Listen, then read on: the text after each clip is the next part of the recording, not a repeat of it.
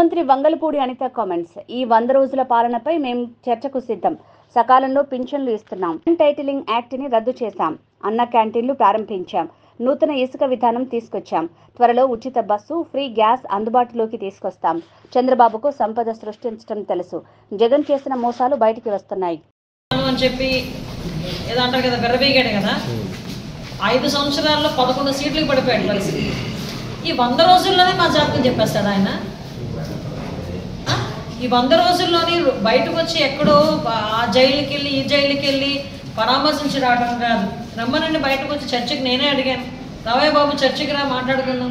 ఈ 100 రోజుల్లోనే మేమేం చేశాము, మీరు ఎక్కడ ఫెయిల్ అయ్యారు, మేము ఎక్కడ చేయగలిగాము అనేది నేనే క్లియర్గా ఒకసారి మేమే చాలు, మా కార్యకర్తలు చాలు, ఎన్డీఏ కుటుంబ సభ్యులు చాలు దాని గురించి మాట్లాడడానికి. అంటే ప్రతిపక్షంలో ఉన్నాం కదా అని చెప్పేసి నోటుకు వచ్చినట్టు మాట్లాడుతుంటా పోతే 11 సీట్లు కూడా తర్వాత రాకుండా పోతాయి. చంద్రబాబు నాయుడు గారు చెప్పినట్టుగా పెన్షన్లు 4,000 రూపాయల పెన్షన్లు ఇంటింటికి తీసుకెళ్ళేస్తున్నాం. నీకు మళ్ళీ వాలంటీర్లు ఇవ్వద్దన్నాం కదా అని రోడ్డు మీద వదిలేలాం. సెక్రటేరియట్ స్టాఫ్ని తీసుకుంటున్నాము. 1వ తారీఖు కల్లా 1వ తారీఖు ఆదివారం వస్తే ముందు రోజైనా పెన్షన్ ఇచ్చే కార్యక్రమం శ్రీకారం చుట్టాం. చెప్పింది చెప్పినట్టుగానే అన్నా క్యాంటీన్లు ఓపెన్ చేసాం. చెప్పింది చెప్పినట్టుగానే ఇసుక విధానాన్ని ప్రవేశపెట్టాం. ప్రతి ఒక్కటి కూడా ల్యాండ్ టైటిలింగ్ యాక్ట్ రద్దు చేసుకున్నాం. ఇంకా చూసుకోవాలంటే ప్రతి ఒక్క ఆస్పెక్ట్లోని కూడా జనాలకు ఇబ్బంది లేకుండా చూసుకునే బాధ్యత మేము తీసుకుంటున్నాం. వాటిలో భాగంగానే సూపర్ 6లో కూడా భాగంగానే కొన్ని దసరాకి కూడా ఈ బస్సెస్కి సంబంధించి గ్యాస్కి సంబంధించి ఫ్రీ గ్యాస్ ఇవ్వడానికి కూడా గవర్నమెంట్ సిద్ధపడుతుంది. అంటే ఎక్కడా కూడా ఒకటి మాత్రం అర్థం చేసుకోవాలి. అంటే జగన్మోహన్ రెడ్డి పరిస్థితి ఎలా ఉందంటే, నేనే మొత్తం ఊడ్చేసాను కదా, ఇంకేముంది చంద్రబాబు నాయుడు గారికి ఇవ్వడానికి, చంద్రబాబు నాయుడు గారు ఎలా ఇస్తారు అని ఆలోచిస్తున్నాడు. కానీ అక్కడ ఉన్నది జగన్మోహన్ రెడ్డి కాదు, అక్కడ ఉన్నది చంద్రబాబు నాయుడు గారు. కాబట్టి చంద్రబాబు నాయుడు గారికి సంపద సృష్టించడం తెలుసు, ప్రజల్ని కాపాడడం తెలుసు.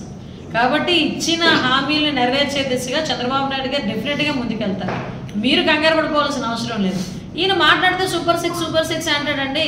అదే విద్యాదీవిని ఎప్పుడు ఇచ్చాడు? అమ్మఒడి ఎప్పుడు ఇచ్చాడండి? గవర్నమెంట్లోకి వచ్చిన 7 నెలల తర్వాత 8 నెలల తర్వాత ఇచ్చాడు. నాకు తెలిసి సంవత్సరం అయిపోయినట్టుంది. ఈయన ఇప్పుడు కూర్చొని మాట్లాడతాడు, నేను ఎప్పుడో చూశాను, నేనుంటే అది వచ్చేది, నేనుంటే ఇది వచ్చేది అని. అసలు ఉండకూడదనే 11 ఇచ్చింది. మళ్ళీ నేనుంటే అని మాట్లాడుకోవడం ఎందుకు? అది కాదు కదా. ఇప్పుడు ఒక్కొక్కటి మోసాలన్నీ బయటకు వస్తున్నాయి. జగన్మోహన్ రెడ్డి చేసిన మోసాలన్నీ బయటకు వస్తున్నాయి. శిక్ష అయితే డెఫినెట్గా ఉంటుంది.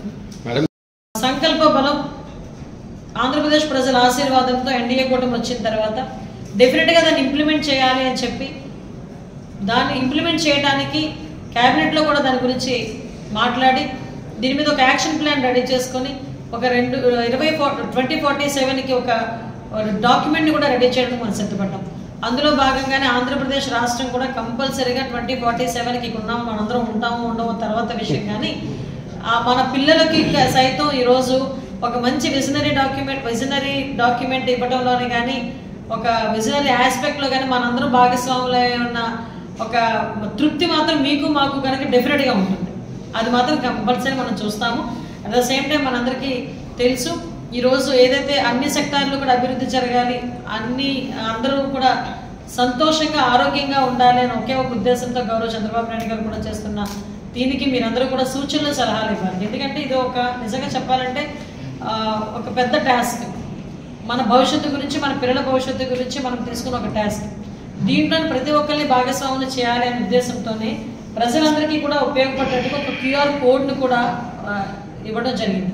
ఈ QR కోడ్ కనుక ఓపెన్ చేస్తే ఎవరైనా ఈ విజన్ 2047కి కానీ, ఈ విజన్ 2429కి కానీ ఏదైనా మన సూచనలు సలహాలు ఇవ్వాలనుకుంటే ప్రజల్ని కూడా భాగస్వాములను చేసి ఈ విజన్ డాక్యుమెంట్ రెడీ చేయడానికి గౌరవ చంద్రబాబు నాయుడు గారు ఉన్నారు.